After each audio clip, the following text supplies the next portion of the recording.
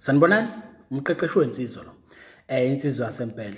Yabo mfowethu lento yokushayela sengidecide ukuthi ngcono nje ngiyi-break it down ibe ngizigaba ezahlukene ngoba yabona phela mfowethu ngeke silosimosha isikhathi esiningi ekuthenini intombi uyithola kanjani, yabo. Ngeke sikwazi ukwenza njalo ngoba masiqhubeka senze njalo ngeke siyendawo, yabo. So thina umdlandla omningi kumele siwuphonse ekuthenini intombi ikhona, but manje uyigcina kanjani? Wenze njani othandweni ukuze lo muntu ezohlezi efuna ukuba nawe, niphathane ngendlela efanele, nijabule, ni-enjoy uthando, yabo. Ngoba phela asile kuzophila isikhathi eside la emhlabeni, very soon sizohamba. So-ke kuye kumele senze njani ukuze sithokoze othandweni, impilo ibe mnandi, yabo. Yabo uma ngabe uthokoze othandweni, impilo ibe mnandi. So thina umdlandla omningi kumele siwuphonse lapho, not ekuthenini intombi uyithola kanjani ngoba intombi ziningi mfethu zigcwele yonke indawo, yabona. Kufana noma uzokwakha indlu akumele uzikhathaze ngokuthi imaterial uzoyithola kuphi. Baningi abantu abadayisa imaterial la ngaphandle, yabo. Wena ungazikhathaza ngokuthi le ndlu ifuna ime kanjani, ufuna ukuthi iqine kanjani, ibheke ngalapho zonke lezo zinto, yabo. Not ekuthenini imaterial uzoyithola kuphi. No, baningi abantu abayidayisa imaterial. Nasey'ntombini kunjalo, ziningi iy'ntombi la ngaphandle, but uma ngabe ungayi kuzona ngeke zikusukele mfethu zikutshela ukuthi ziyakuthanda, kumele uye kuzona uyozibika, yabo. So-ke ungizwa ngikhuluma kanje nje, kunomfethu ongibhalelile la. Umfethu uthi sawubona mfethu, igama lami wazisho igama nesibongo, uthi ngiqhamuka eNewcastle elokishini laseMadadini section 5. Mfethu ngiyasokola amaqhamuka amantombazana, ngina 23, anginantombi. Ngake ngaba nentombi eyi-1 empilweni yami, nayo nje kwaba yiyo eyeza kimi yathi yangithanda, kodwa nakhona asithandananga isikhathi eside. Yabona mfethu, ngizokutshela nje iqiniso, kwaba inhlanhla eyisimanga, yabona. Mhlawumbe yaqala igcina ukuthi intombazane ize kuwena izokutshela ukuthi iyakuthanda, ayivamisile ukwenzeka leyo nto. Maningi amantombazane akufunayo ngaphandle, but uma ngabe ungayi mfethu ukuzibika njengensizwa kuwona, ngeke abe naleso sibindi sokuza kuwena ukuthi azokutshela ukuthi ayakuthanda, yabo. So kumele kube wena mfethu oqalayo uye khona uyozibika ukuze phela ube sothandweni. So waba nenhlanhla eyisimanga mfethu engavamisile ukwenzeka.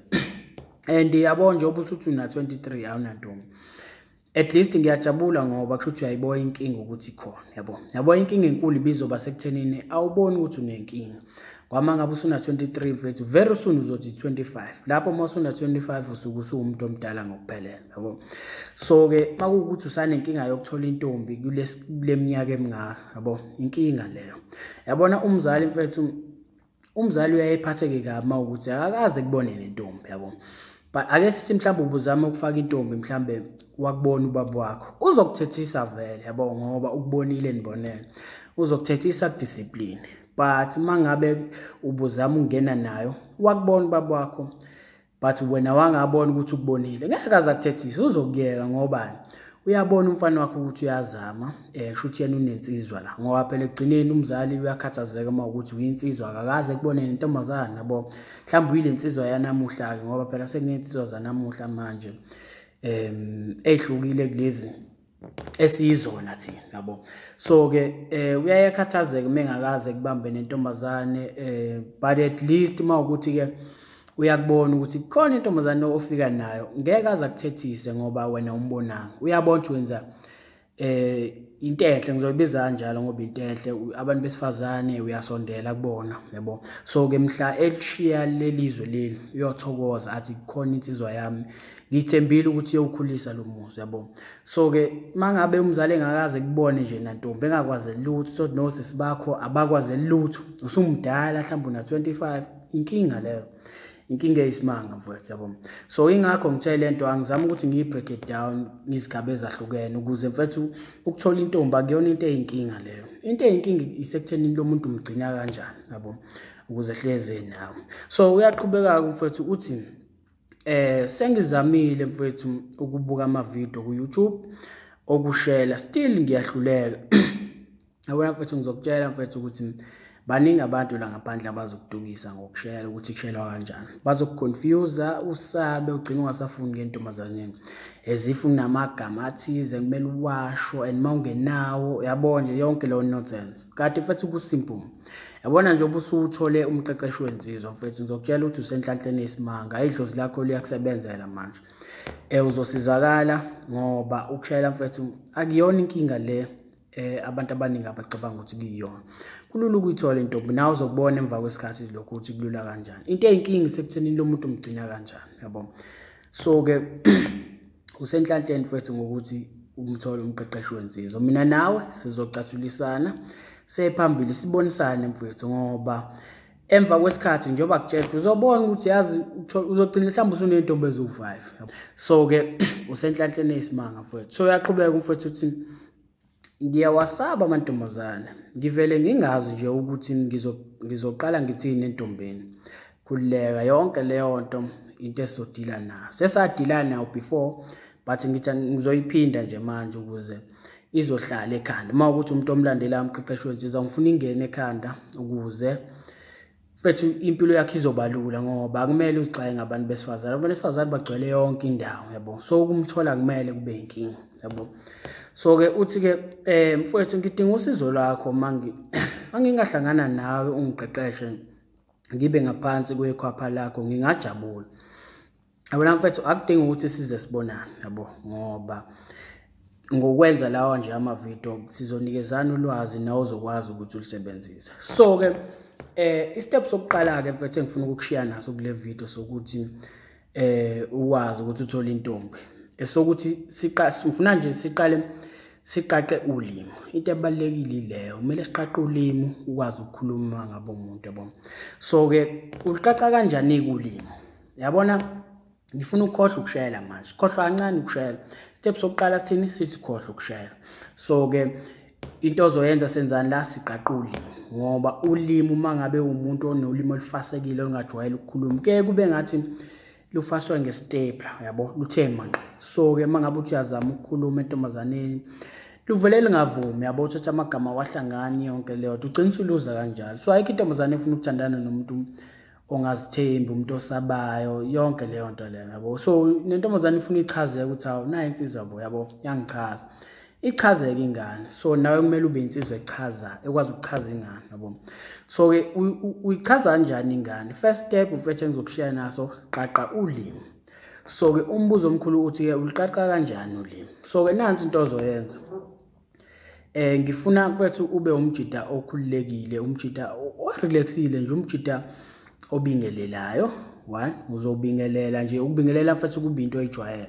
So-ke uzokhuluma nawo wonke umuntu, so especially abantu abangakwazi, ngifuna uqinise lapho ulimi uliqaqa kanjalo, ngokuthi uzokhuluma kungaba mhlambe ugogo somewhere, mhlambe ngabe umile naye kulayini, mhlambe uyokhipha imali eShoprite, nangu ugogo emva kwakho noma phambi kwakho, noma umkhulu emva kwakho noma phambi kwakho. Labo bantu ziningi izinto ongakhuluma nazo, kube mnandi, kuhlekwe ngaleso sikhathi, nikhohlwe na ukuthi nikulayini, yabo. So ngifuna ube umuntu okanjalo, yabo, ngoba mhla ususentombazaneni oyithandayo echazayo, angifuni uphelelwe ama-topic noma uphelelwe izinto ongazikhuluma ngabe usunayo, yabo.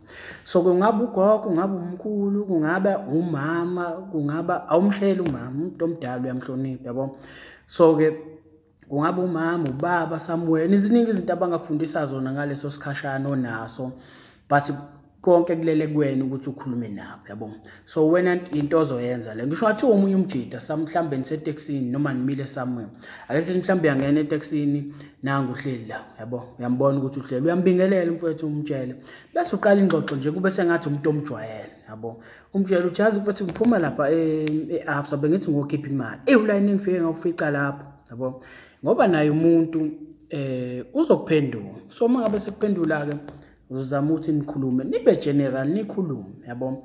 So-ke but into ekumele uyigade ukuthi akubona wonke umuntu ozobe ekulungela ukukhuluma nawe ngaleso sikhathi. Mhlawumbe omunye usuku lakhe ucasukile, izinto zakhe ayihambi ngendlela afuna zihambe ngayo, mhlawumbe omunye umuntu afuna nje ukukhuluma nje, yabo.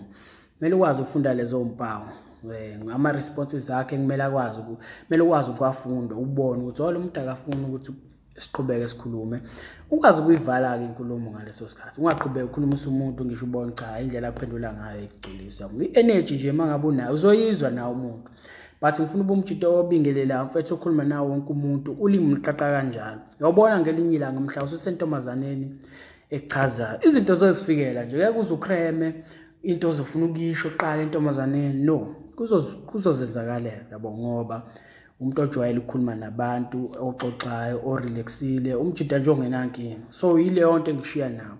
But uma ukuthi wena uzohlezi ubumbile, udiniwe, ungakhulumisi abantu, ungabingeleli, izoqhamuka intombazane ekuchazayo. Uma ngabe iqhamuka intombazane ekuchazayo, ngiyakutshela mfethu, ulimi ngiyakutshela kube sengathi akulona olakho, lokusinda ngendlela esimanga, uhluleka uhlanganisa amagama, uluze kanjalo. So angifuni ubhekana naleso simo. So isona first step ozosenza le, ungafiki ngane uthatha inamba nani khohlwa yonke leyo nto. Step sokuqala ilesi, and isibalulekile ukuthi uqaqe ulimi lakho kumele liqaqeke, ukwazi ukukhuluma naye wonke umuntu, ube free yabo.